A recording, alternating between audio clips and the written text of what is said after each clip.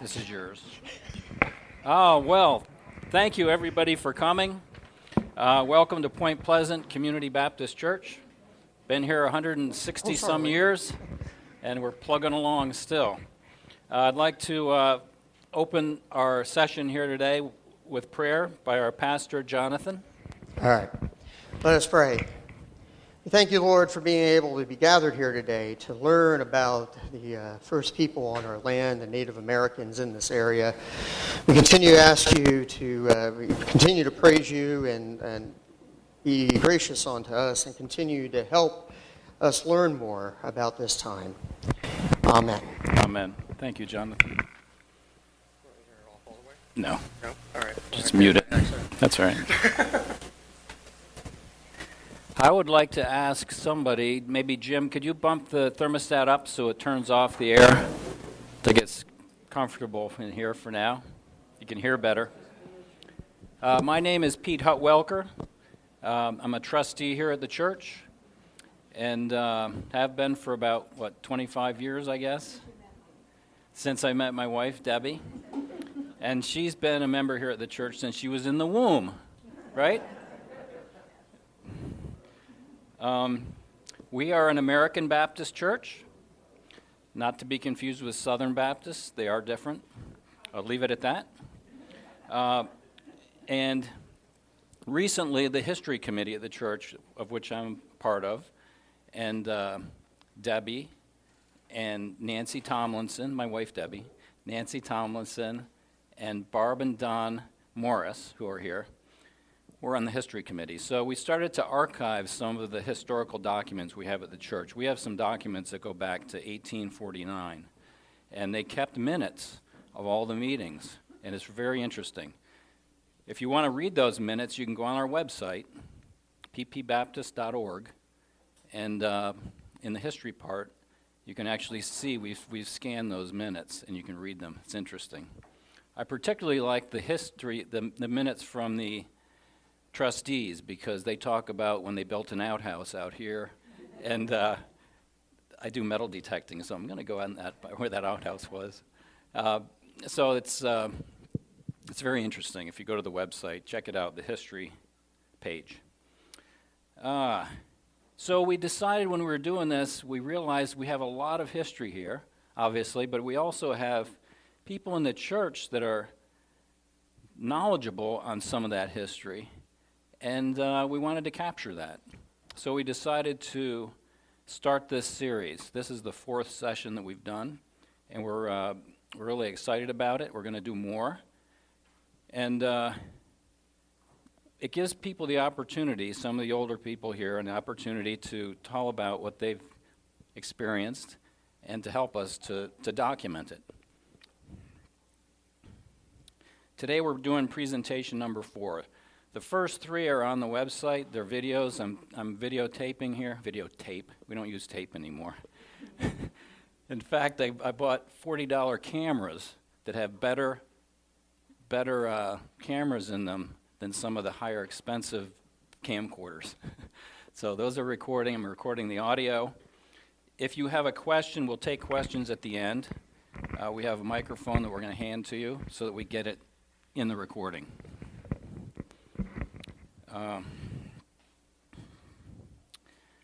I'd like to thank our previous contributors to this series, Lanny Schneider, and his is very interesting. It's about the Mountainside Hotel.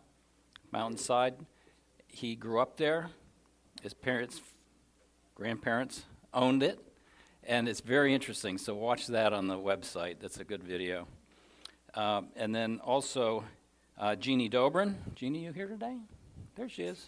Jeannie Dobrin, last month for Memorial Day, we read her father's journal from the Second World War. He was a prisoner of war, and he kept a journal throughout his time in captivity. Very interesting. That's on video as well. You got to watch that. We had several people reading it. It was interesting. Thank you to the hospitality committee for the food.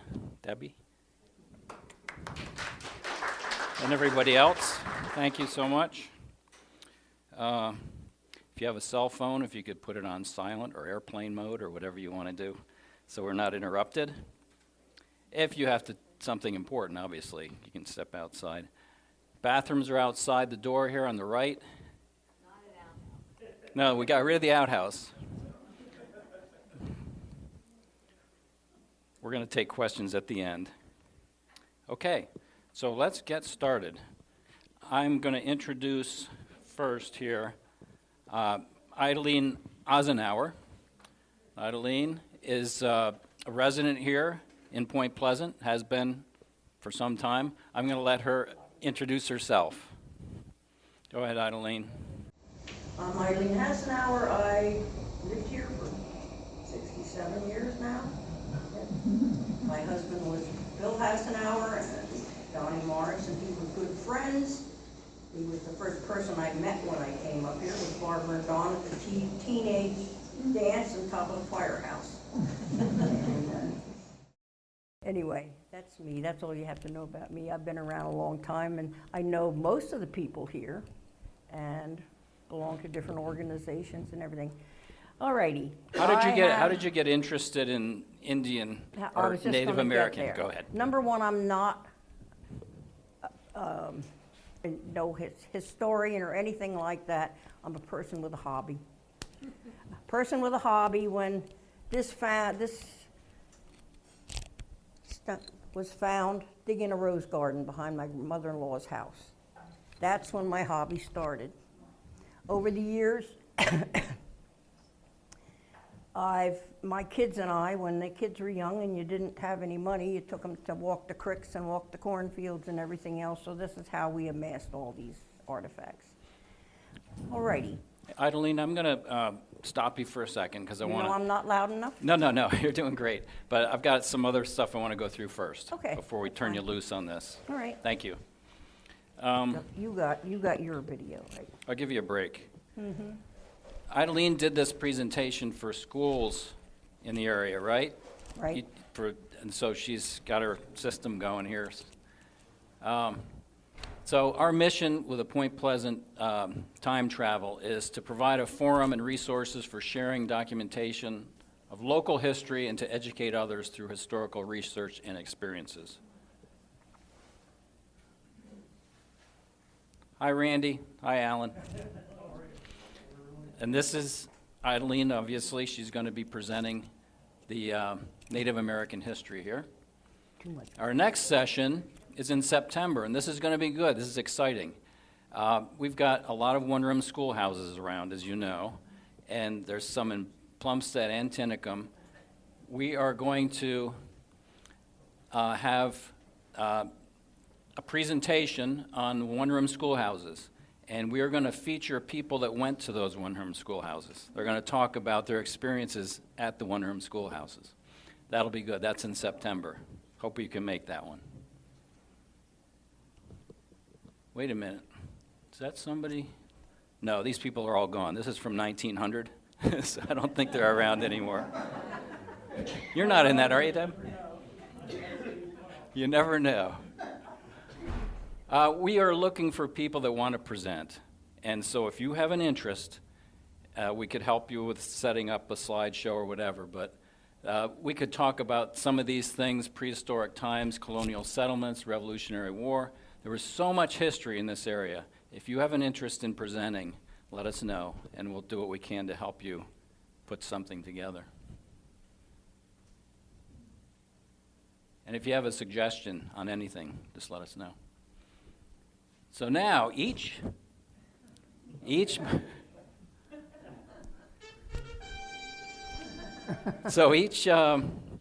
time we do these sessions, we would like to ask somebody to come up and just, for a minute, talk about an experience they've had in history in the village.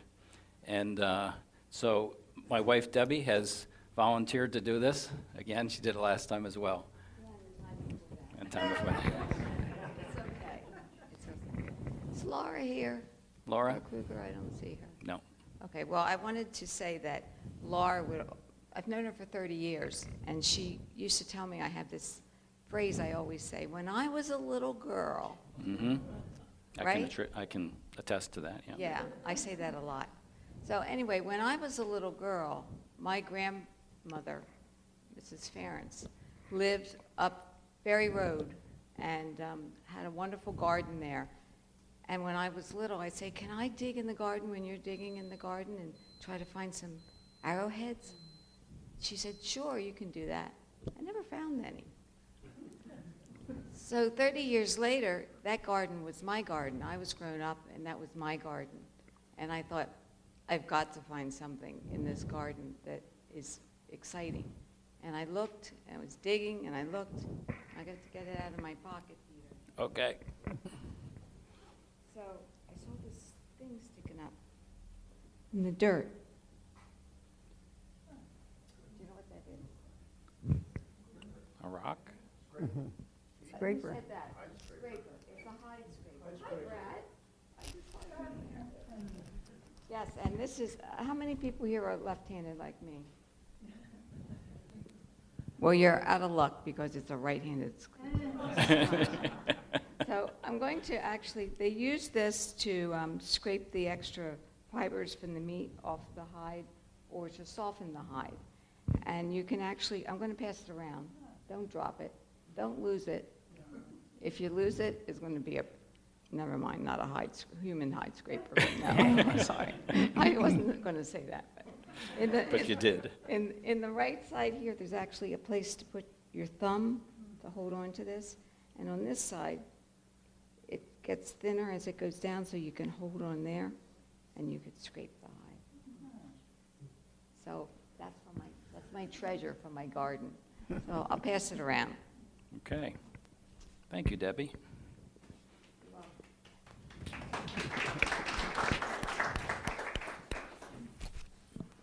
Oh, and this shows where Debbie actually found this. So this is Point Pleasant right here, and this is a map that Idalene has as well. It's a map that shows Hickory Creek. Indian sites, Native American sites that were identified by Henry Mercer back in the Well, 40s. this is not Henry Mercer's map, but Henry Mercer did authenticate that. This map I got from a book from New Jersey on the Lenape Indians, but What is this creek? that's Hickory Creek. And- That's the creek that comes down behind Mountainside. Yep, and this right here would be, Ferry Road would be right in this Ferry Road area. will run, yeah. That Yep, cuts through the back of our property. yep. Idalene will get into this more. So I'm just going to go through a timeline. As I was studying to prepare for this, I thought I better know something. So I went to Idalene gave me a book, and I also went to the library at the Mercer. That is such a treasure trove down there. Go in there and you'll get hung up for a while reading, because there's a whole section on Native Americans. Some of these books are one of a kind. Some are hand-typed on the old typewriter and just bound together. It's really interesting. But anyway, I'm just going to go through a quick timeline here and just give you an idea what was going on around here with Native Americans. So this is not really in this area. The Paleo-Indian era was from 16,000 to 8,000 BC. And Idalene, don't hesitate to chime in. No, Did you I'm know? looking, I don't know what dates I have on mine, but go ahead. Yep. So this is when the people from Asia theoretically traveled across the land bridge in Siberia to North America. And it was before the Ice Age. It was actually because after the Ice Age, everything melted and the sea levels came up, and they couldn't cross anymore. So this is that era. And then you've got the Clovis era, and that's named after some tools and stone tools that were found in Clovis, New Mexico. And then you've got the Archaic period, and I believe you have some items here from that I period. have some items from all of them. All of them. And then what we are probably most familiar with would be the Woodland era. And that's the era that takes us up to present day. And that is when the people in this area, the Lanai Lenape, the original people, as it's called, right? That's the name. And I learned something from my good friend Richard here about pronouncing this word. The natives didn't have syllables. They didn't use syllables and accents. So where we might say Lenape, well, that doesn't make sense because the pay is an accent. And so it's Lenape, and it's just almost one word.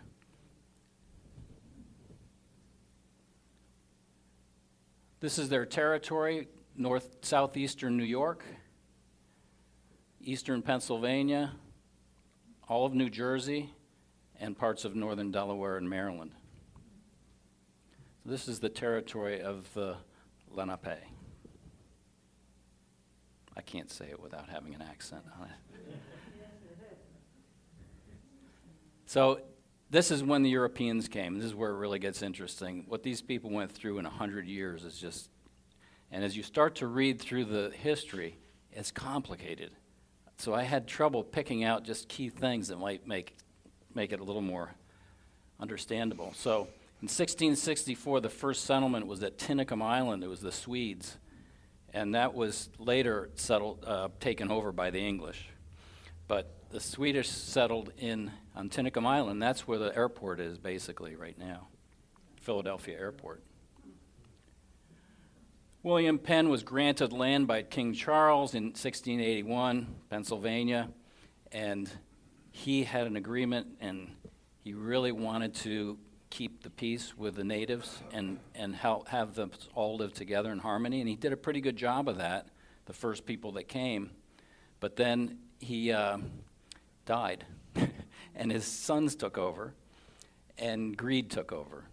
And so he had a treaty with the Lenape, but in 1730, his sons broke that treaty with a walking purchase. And I'll let Idaline explain that, but I did find something online that is posted on our website as well. Edward Marshall was he was the guy that reached the end. He's the only one that reached the end. The only one, yep. And he was trying to get as far as he could, and he got a long way. Really upset the Indians. This was a big turning point between when the natives and the colonists got along, because they didn't after that. They were very unhappy that the Penns took over so much territory. So at this point, they started moving. The Lenape started moving west, and these aren't firm dates. There was so much going on. Each tribe had its own thing going on, so there was a lot of movement. But in general, they were moving to the west. And then there was the French and Indian War, and the Lenape pretty much sided with both the French and the English. They tried to stay neutral, but it was almost impossible. And some tribes did, some didn't. And there was a lot of killing that started going on. This is when the natives were really upset with the colonists, and the colonists were retaliating, and there was the back and forth. And Pennsylvania and New Jersey declared war on the Delaware Indians. That really started to force them out. Then the Revolutionary War, they sided with the Americans first, and then the English. And there's a whole story around that. I won't go into it, but very interesting why that happened. War of 1812, and that was the United States against England for the central part of the country. And in that war, there was only 1,000 remaining Lenape in the U.S., and they sided with the United States against England. 1824, the Lenape are moving through Missouri. Then they're going to Kansas, and today they've ended up in Oklahoma.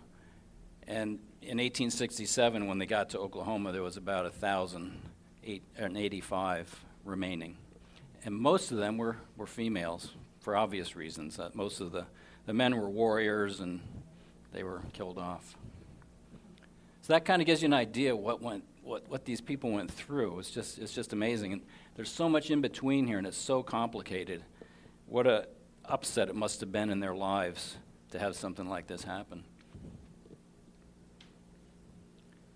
So now I'd like to turn it over to Adeline to do your thing.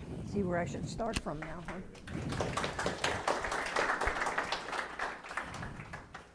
Okey doke. Point Pleasant. Should we start with a little history with Point Pleasant? Point Pleasant is the perfect emergence of the native tribes.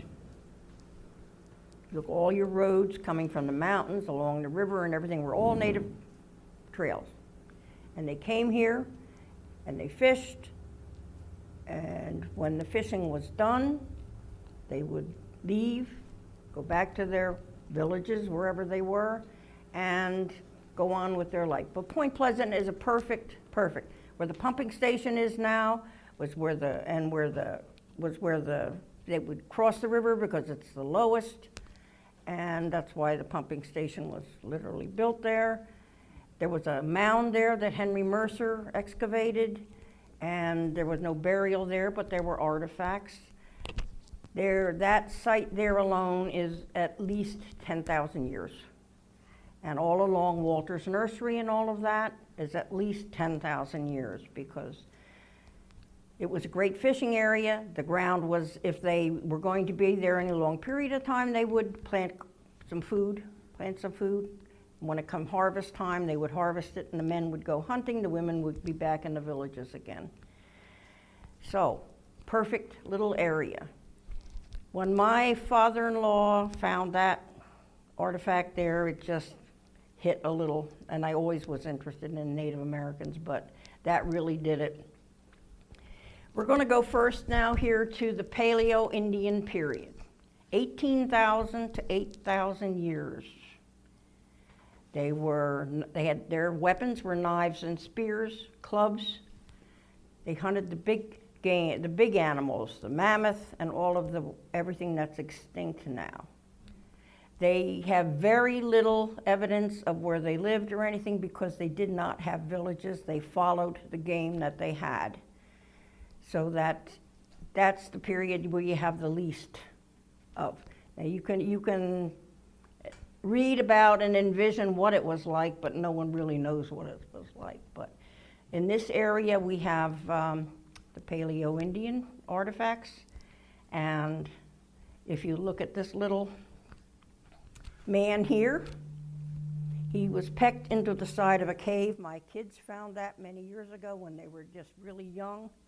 And I had on the end, that gentleman on the end there was John Kraft. He was the head archaeologist for the state of New Jersey. And I had him come and date this. This is the first attempts at pectographs that they know of. So that was from that period. So we progress on to the Archaic period, 8,000 to 3,000 years. They were now hunted small game and through this period here, I'm sure that they just didn't eat meat in the Paleo period, but they did learn that they could pick wild berries and whatever grains they could in the fall. When everything matured, they could eat the heads of whatever wild plants were there. So you get into the Archaic period, and yes, now they did definitely eat wild. They added to their diet, let's put it that way. But they can find evidence of them living in caves and campsites here. This period, the Paleo period, they had groups of people that would get together to hunt. They did not live in large groups or anything because there wasn't the food available to keep everybody. So in the Archaic period now, they live in campsites and caves and in families. You could have more than one family in a group or a large cave. So that was the big difference in that. They were fishermen and hunters now. And as these things progressed, they just didn't end at that time. They just worked there all the way through to all of them. So by the time this woodland period had, they now had your spears, your clubs, anything that was hunted with before, but now they had bows and arrows. And they lived in villages. Villages were very large, some of them were, and especially in this area. And that's progressive to that. And we'll get to the rest of that later. Now, that's not a full map. I'll put this up. I'll hold it up like this. The Lenape tribe was three main clans. You had the Minsi in the north. They were the most aggressive. They were the most aggressive of the Lenape Indians, and they were the protectors from the Iroquois and the Mohawk, who would attack and try to invade the territory. They were the Wolf, the Minsi. Down here in the south, this was the Unalaktico, that was represented by a turkey. They were the most congenial. They took in the escaped slaves, and anybody who wanted to run for safety would come, and as long as they did what the tribe said, became a member of the tribe, they could stay with them. That was the only requirement that they had. In our area was the Unamis. That was represented by the turtle. It was the grandmothers.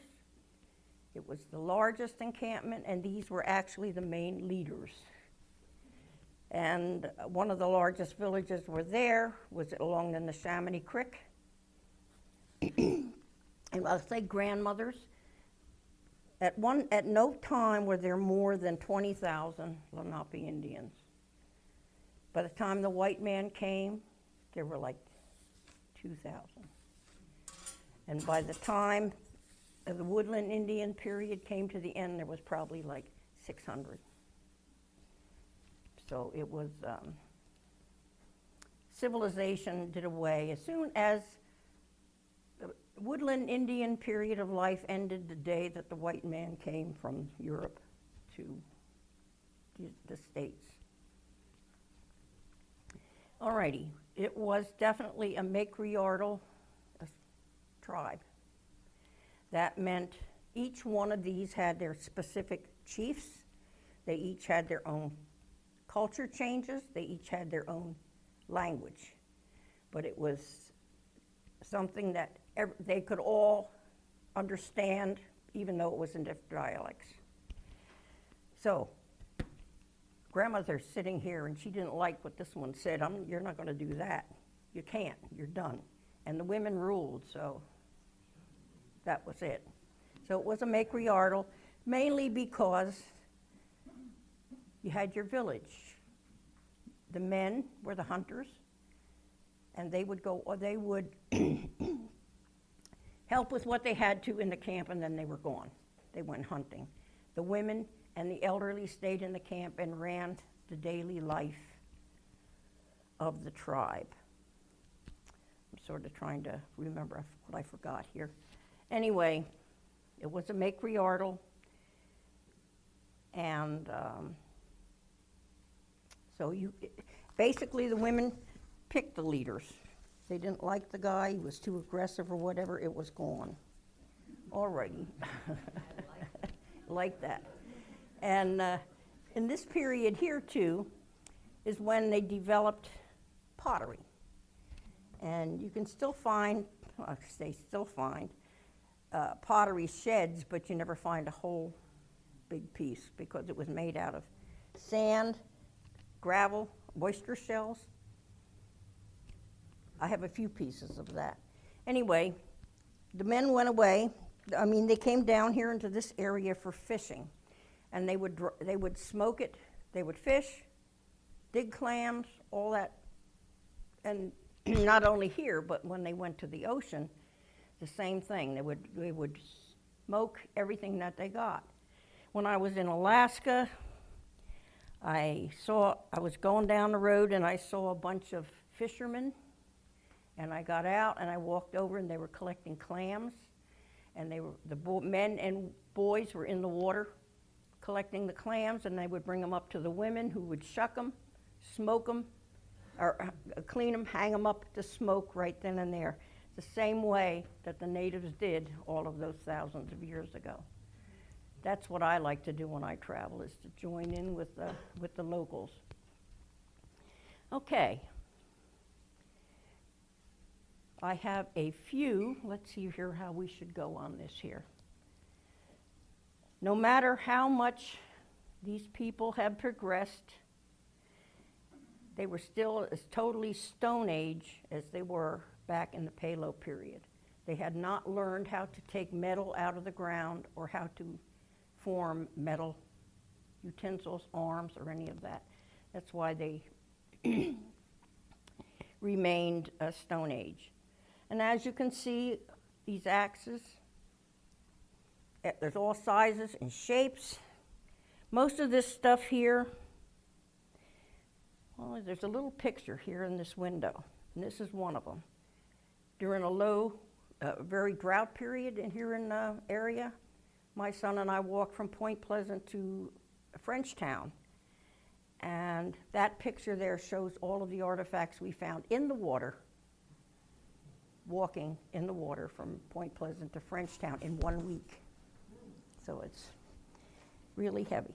And all along the river, all the way up through Tinicum and all of that, it just, the ground around the river was more easy to till. Because what they had is, this is a hoe. The men would come in before they left on their hunting, when they were going to a new site, and they would take the trees and the stumps and out and everything, and they would break the ground. Then the women would come in with hoes and dig their garden. This had a wooden handle like this, just like a hoe we have today. Okay. Anything they had a million, there's all sizes and shapes. If they were making something and they didn't like it, they'd just throw it away and start something else, because there's lots of rocks, right? And here in Point, if you go up Point Pleasant Pike and go around the sharp bend, where it goes on the sharp bend to the left, if you look to the right, you'll see the cliffs there. That's where they quarried their stone for their tools and for their arrowheads.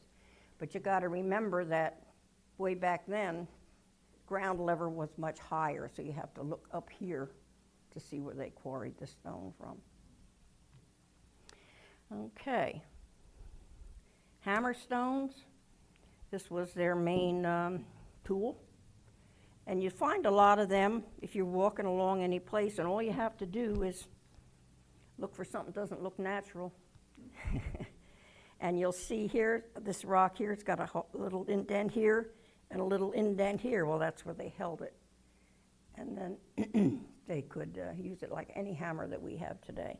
Any sizes, shapes, you'll find them all kinds of sizes and shapes. Hammerstones. Here's one, totally round, but if you look at the ends, you can see where it's been worked. This here is a little game ball. This is not a naturally round ball. This is chipped into this. And you can see the little indentations where they were holding it while they were chipping it. And they played like hibachi.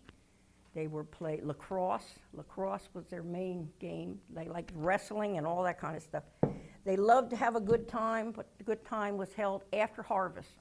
Everything was after harvest, because life was hard and quick, because it had a lot to do. And this is a little different, but it just goes to show any type of rock or what they had, they could use. Sinkers around the areas where they would fish. Here, down, I bet if you went down to where the creek runs onto the river now, you could probably still find sinkers all over the place. And this is how they weighted their nets, which they made out of reeds and sinew. And then they would weight along the edges with these little weights. And when they fell off, they just put another one on, so you can find lots of them. Okay. Hammerstone, another type. Doesn't look like anything till you see where it's worn smooth from hammering. That's another, you pick up some of these things, you wonder, oh my God, how are they, how did they ever manage to work with them? They were not a large person. They stood about 5'6", 5'7". They were not heavy, they were thin, but very sinewy and very strong. Life for them was probably 30 years, and they suffered greatly from arthritis pneumonia, all of the cold weather problems that we have now because their wigwams, which we'll describe them a little later, but from lying on the ground and from being exposed to the cold all the time, that was their main disease that they would get, was pneumonia and arthritis. But they knew their life was getting short when their teeth started to decay. So most of them died early years because of tooth decay, from chewing their hides. And there was, they liked their sweets. They collect maple syrup and all of that. And so they liked their sweets and sugar, but they didn't have a dentist to go to. So when tooth decay appeared, you knew you were not going to be here very long. So enjoy it while you had it, right? Okie doke. What did their wigwams look like?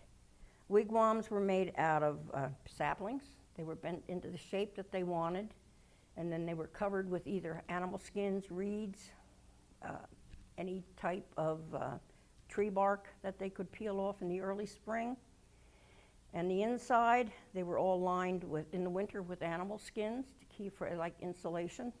They had benches built along the walls, and that's where they slept. They would put pine branches and that to cushion it like a mattress, put their skins on top of that, and that was where they would sleep. They kept a fire going all the time, and they also had, in the woodland period, when they started developing the bowls, conical, they were conical, and they would have a pot of stew going at all times. They didn't have a come in for dinner, breakfast, dinner, and supper. They made a bowl of, I'll call it stew, which was whatever they had to boil and throw in there. And when you got hungry, you ate, and if company came or if you had a visitor or whatever, they also ate. They turned, actually, the Indians did not turn anybody away if they were, unless they were aggressive. You could become a member of their family, of their tribe, quite easily by obeying what they did. They had no written language. From the time they crossed, they had no written language. The Palo Indians had no language basically at all. They spoke with sounds. So then, as those sounds developed, they turned it into a language which they spoke for the rest of their beings. Okay. The Native Americans did not have a written language. If you look at this little book, there's a picture of just a little slab here with some figures on. They were called talking sticks. And as the years progressed, the ones that were in charge would add a picture to this board, these boards, that represented what happened in that year, so that they had a total record from the time they crossed over the Bering Straits. They had a record of what went on. The last known talking stick was stolen many years ago, and they don't know where it is. But in translating this little Wallamalam book here, this is what these talking sticks said. A white man adding it down. And it goes, all was peaceful along the land. The pipe bearer chief was chief at the White River. And it goes on and on, crossing the straits, through Alaska, to crossing the great river, to reaching the mighty waters in the east. The whole history is here by the chief who was in charge at that time. It's a really neat little book. Okay, lots of books written. If anyone was at the Historical Society a month ago when Chief Bill Thompson's granddaughter was there, she read the story of the Rainbow Crow. Unfortunately, grandfather left us. It's always too soon, but he had spent many years. He was a very good friend of mine, and that's where I got to learn a lot of the history from him and the different ways, different customs of that. Bill Thompson belonged to the same Lenape Land Association, which used to be located in Chalfont. And Dorothy Thompson, who was corn mother of the tribe, and they were very good friends, and that's where I got most of what I have to tell. 40 years ago, I think, my girlfriend and I walked from Easton, following Henry Mercer's notes that he wrote when he located sites all along the river, all the way down from Easton. She and I walked that one summer, and at that point, I think 80% of all of the sites were under concrete and were being houses and that. So there's a lot less of them now, I'm sure. Okie doke, what am I forgetting here? Walk over to this side. They did not have a lot of fancy in the early years, but they always tried, the women always liked pretty things, just like today. And they would make necklaces and all. And I bring this here, this is my dance fan, but I bring it to show you the glass beads which we have now. And these were bone beads that the natives made from bird legs and other small game. And you look at this and you see how perfectly they're cut. Just like you took a blade today and cut them. And that was all done by hand with a piece of stone. And you wonder, how did they ever do it, you know? And this, I have never dug for any artifacts. If you dig, you destroy history. So anything I have has always been a surface find. But this was natural, obviously, probably dug up, but this was a gift to me, so, and I took it because it was too nice to turn down. Oh, let's see here. Here we have a chipstone, just a plain little one, nothing fancy, and a grinder, of course. Buck has brought some really nice stuff there you really have to see from the Walters Nursery. I looked at some of those things, very, very. Michael, he brought, his is from Palo period, I'm telling you, it's just, you could tell a Palo period from anything else because Palo period, they hadn't learned to flake. They hadn't learned to take another stone and make these little fancy edges. So that right away can tell you that that's Palo. Okay, this here, rock, my son and I were walking along the canal behind Applejacks. I said to him, jump down there and get me that rock. So he did, and I picked it up, and when I turned it over, it's an unfinished axe. So you never know what you can find. It's right here, right. They never looked down on anybody who was unable to hunt or anything like that. They always, anybody who was crippled or whatever, they always had a way to make a living. They always had something they could do to trade. This here is an arrow maker's chipstone. It's polished, it's really nice. Has a little hole here, so you know he carried it around with him, visible at all times. And you turn it over, you can see it's a chipstone. He probably made arrowheads and had a supply of arrowheads, and that way if somebody was going hunting, he could trade arrowheads for a piece of meat. So they always had a way to keep going, Alrighty. Yep, hammerstones, pottery. This here is a little broken. It's a gorget. It's unfinished because it probably broke while they were making it.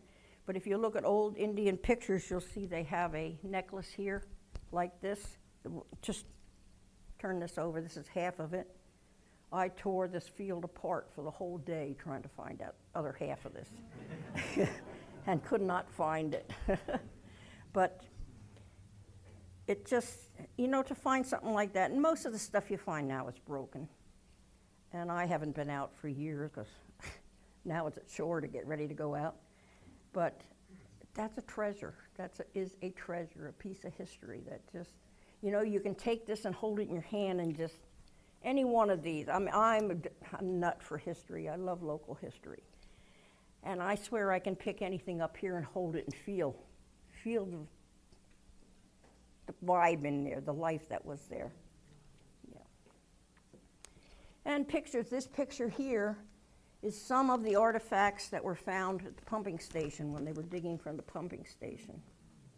Now, Charlie Schweitzer, who was supervisor then, had a case made up, and in this case, it represented the native village, and then all through the layers, the years, and what they would find in those. And in there, he had arrowheads, and that was on display when we had the 250th anniversary of Point Pleasant. We had that at 1989 in the ambulance building. And that was on display for many years in the courthouse in Doylestown. And it was always supposed to be available for people to see. Well, I happen to know now, after many years, that somebody who belongs to the Point Pleasant Association has that.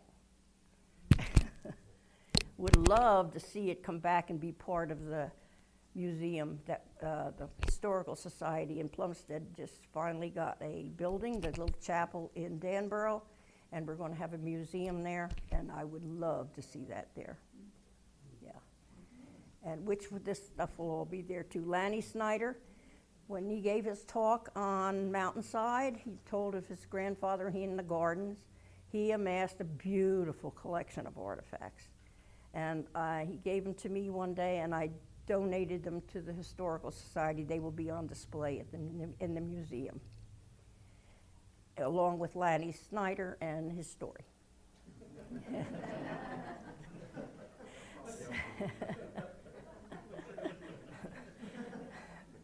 But I look at all these beautiful collections that come here, and it's people moving in here now have no idea what was here. They have no idea of the history that was here, not only Native American, but any of the history that was in Point Pleasant area or in Plumstead Township, really. And it's a shame. We've got to keep some. They don't strive to save these historical places in this township, but we can try to keep the artifacts to keep it going.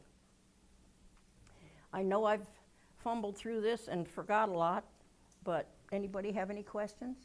You had about your ribbon dress. My ribbon dress, which Debbie wanted me to wear, but I did bring a picture. That's what I wanted to do, and I'll include that too. Number one, we'll go to the walking purchase. The walking purchase was the biggest scam, and you can't blame the Indians from becoming hostile after it, because the Indians did not know that when they got tired, they didn't run, they walked, and when they got tired, they sat down and rested. They didn't understand that the white man was bringing professional racers to run. Well, one dropped dead right away, one of the professionals, and another one fell out, and Marshall was the only one left, and he's the one that finished the race. Well, this did not set well with the natives, and so after that, they started hounding him, become a big nuisance around where he lived and everything. And then finally they attacked, and his wife was killed. So then he becomes more and more fearful, and they kept the same thing again. They kept nitpicking him, and then they attacked him the second time, and his son was killed. After that, he moved to Marshall Island, which was an island that his brother owned, and he lived there for the rest of his life. And that island is Treasure Island that we know. That's a quick synopsis of the walking purchase.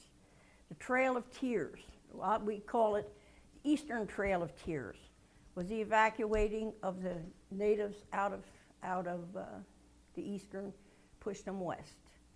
And that sounds, but just think, here were people who have lived here for many thousands of years.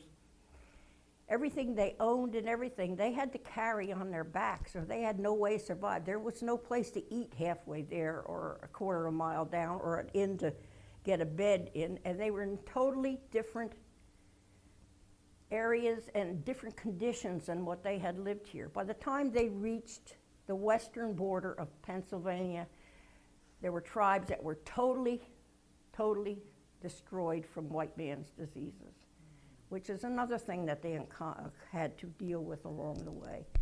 So they never ever got a good deal from anything. So that was like Pete said, when they're forced. But you think of the stories behind that movement is what really gets you there. Okay. So that was Marshall's Island and the walking purchase. And anybody have anything to say? The ribbon dress. Oh, the ribbon dress, my ribbon dress. When the white man came, of course, you know, ladies, something pretty, now they could start buying cloth instead of, this was to be my regalia, but I was too afraid to cut it because I would make a mistake and that would be it. So when they came from making buckskin regalia, they turned to ribbon dresses. And ribbon dresses were whatever pretty material they could get and whatever pretty ribbons, and they would decorate it, and that's what they wore for their dances or their powwows. I know what, I forgot something else. So what they did, when the government come and took the children from the Indians to bring them here to the east to learn how to be white, they cut their hair, they were not allowed to speak their language at all, they were not allowed to have any contact with their family. They were totally disbanded from their family.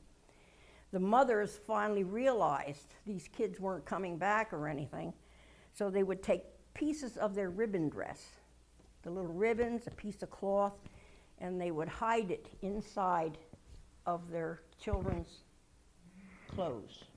So they would have something to hold on to and remember their family. That was, we really did nasty things to these people, that's for sure. Alan, you have a question?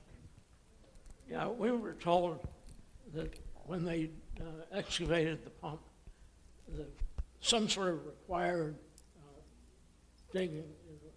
They did a required dig, they had to. Yeah, but they took it all and sent it to some place in Harrisburg where nobody has ever even looked at it, Right. let alone cataloged it. Is that something that the local people here ought to get? Well, Michael Hear John about. just found this out. And We're working on this. those two gentlemen right there will get our artifacts back into this township. I guarantee it. Well,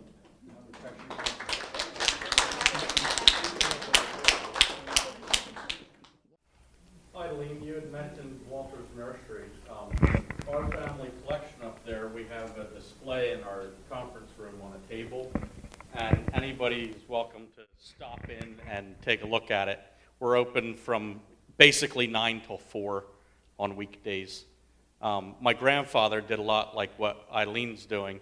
He used to take a whole suitcase of array of different artifacts around to the local schools when he was retired, and he'd teach the kids like Eileen picked up and has been doing all these years.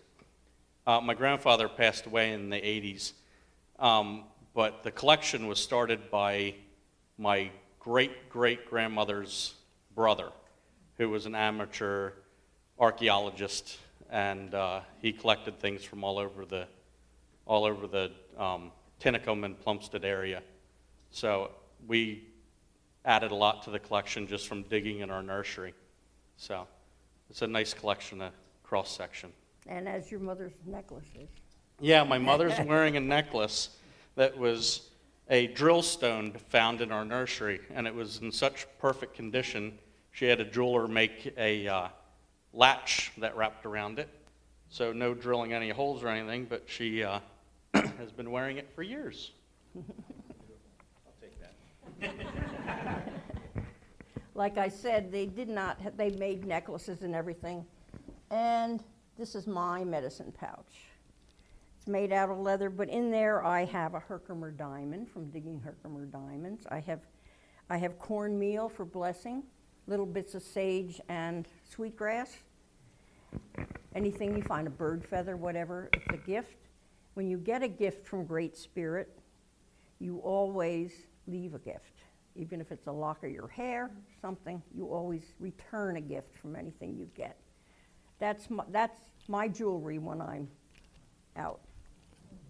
Right. People asked me at the Historical Society about their religion. What did they believe in?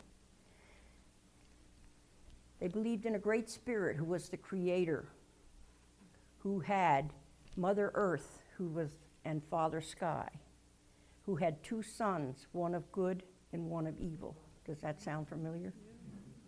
No matter what you are, no matter what your religion, God is God in any language. That's the way I feel, and that's the way they felt. Anyone else? How about the turtle? Oh, the turtle? Okay, the natives believed that life began on the back of a turtle. Turtle was swimming in the great waters, and he would send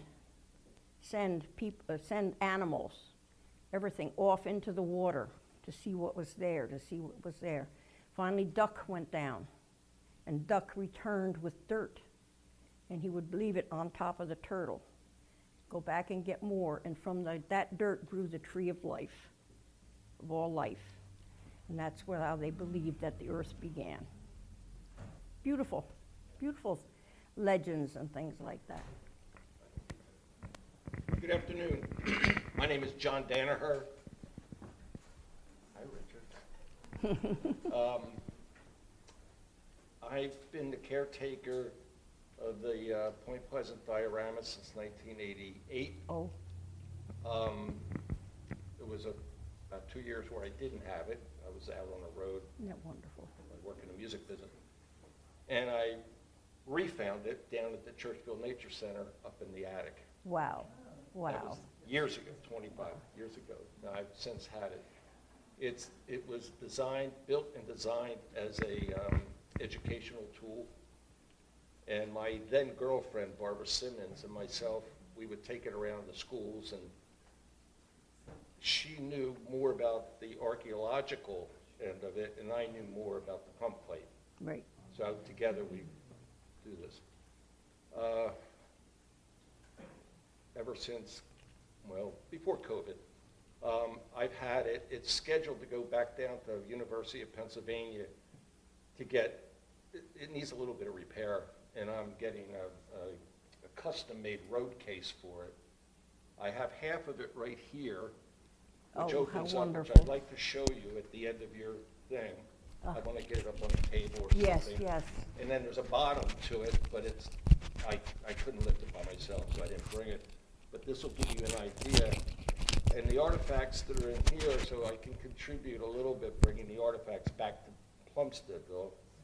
The idea is for this to basically live here in Point Pleasant. I understand there's going to be a museum built. Yeah, it's whatever. going to be in Danborough, in the little chapel in Danborough, Danborough. that's fine, Right. but it would live there, but Wonderful. it still goes out on the road. That would be as a learning fine tool. for It's going to Mercer education. Museum, it's going to go to the school, to the schools and wherever. I mean, God bless. if you want it for any time, I'll bring it, give what I can say about it.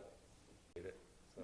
No, that's just wonderful, just wonderful. Thank you, thank you.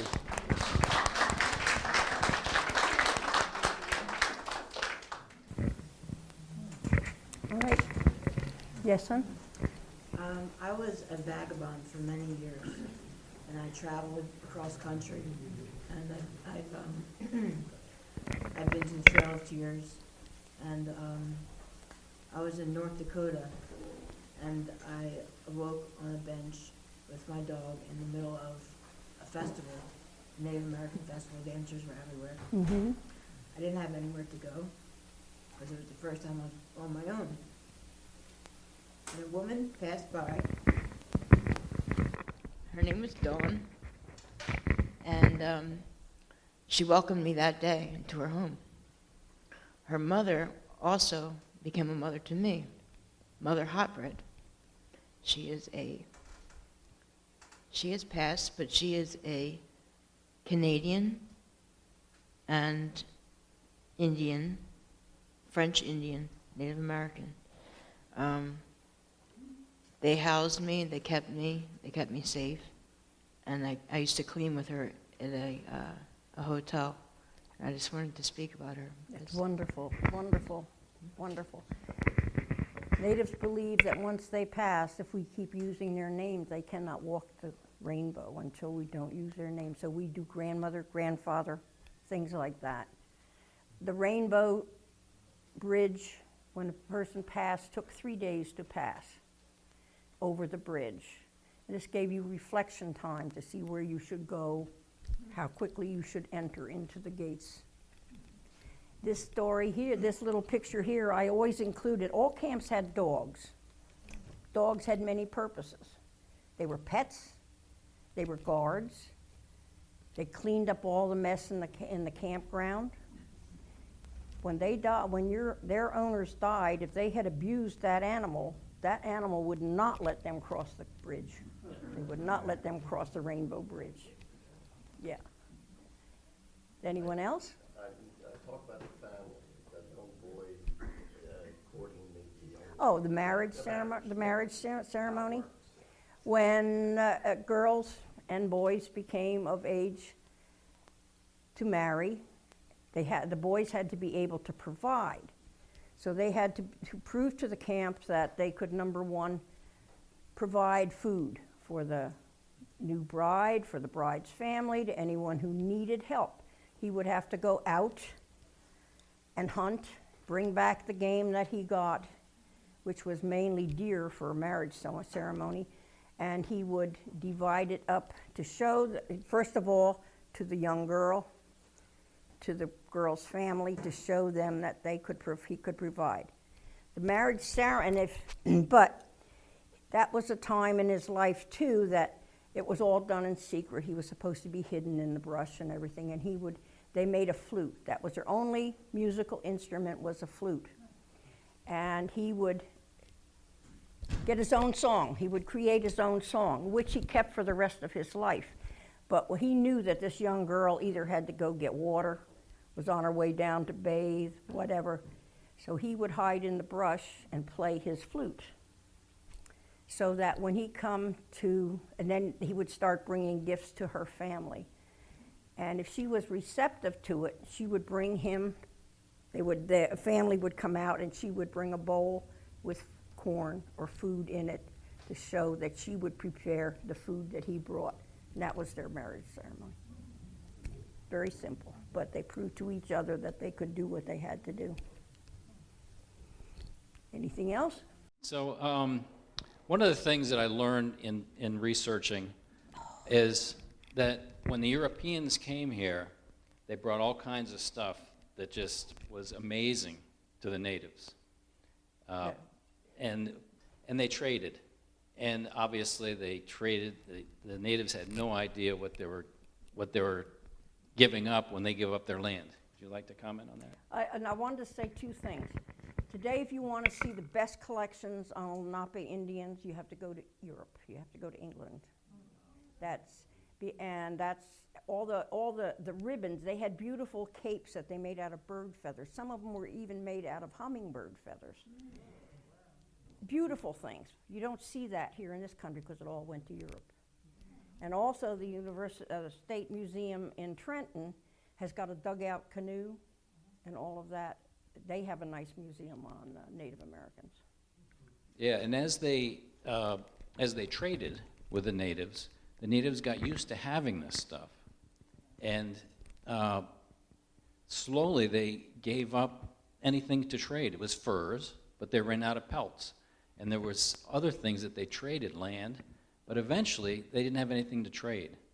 And that's part of what pushed them away, because they couldn't get the things they wanted. Barbara, did you have something you wanted to say?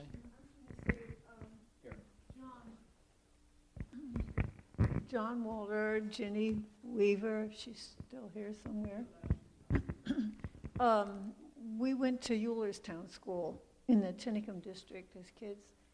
And so that would have been in the 1940s. And there was a lot of talk about the Lenape. We had a teacher, Mrs. Overpeck, and who really, it was a hobby of hers as well, and she had grown up in the area where there were a lot of people collecting. And I was putting together, we each did our own little collection when I was only 8 or 10 years old of early postcards, of anything that we found like that. And I'm wondering if that happens today in the local schools. No. No. They do in elementary school. They have a certain, I forget what age it was, and I used to go to the schools, and that it's not taught anywhere else but in early elementary. I would encourage everyone to come in September. You'll get an email. And if we don't have your email address, promise you no spam, other than to advertise this session. Put your name and email address on here. We'll make sure you're on the list. I'm going to set that right here. And make sure you hang out and check out some of this stuff back here. There's still food to eat. My wife has something she wants to say. Where's the hide scraper? Somebody's going to get their hide scraped. If we don't get that back, it ain't going to be mine.